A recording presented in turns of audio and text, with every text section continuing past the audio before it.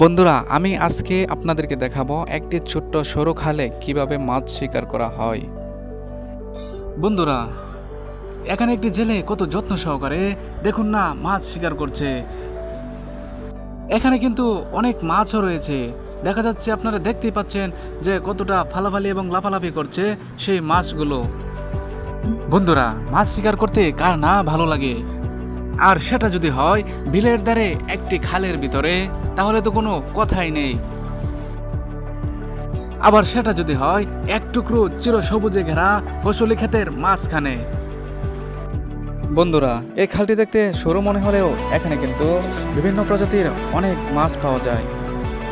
আমি ওখানে যাওয়ার আগেই তারা বড় মাছগুলো শিকার করে বিক্রি করে দিয়েছে। এখানে অনেক কচুরিপানাও রয়েছে। এই কচুরিপানাগুলো পরিষ্কার করে তারা পানি সেচের মাধ্যমে এই মাছগুলো শিকার করছে।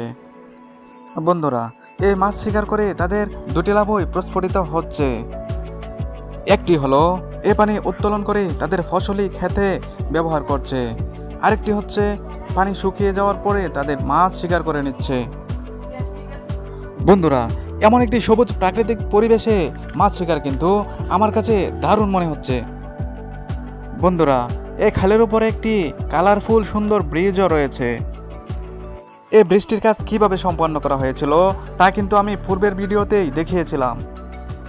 বন্ধুরা, আমি যখন ছোট ছিলাম তখন এই খালটি অনেক গভীর ছিল। বন্ধুরা, এই মাছ শিকার দেখে আজ এক অন্যরকম অভিজ্ঞতা সঞ্চয় হলো আমার। Please subscribe my YouTube channel.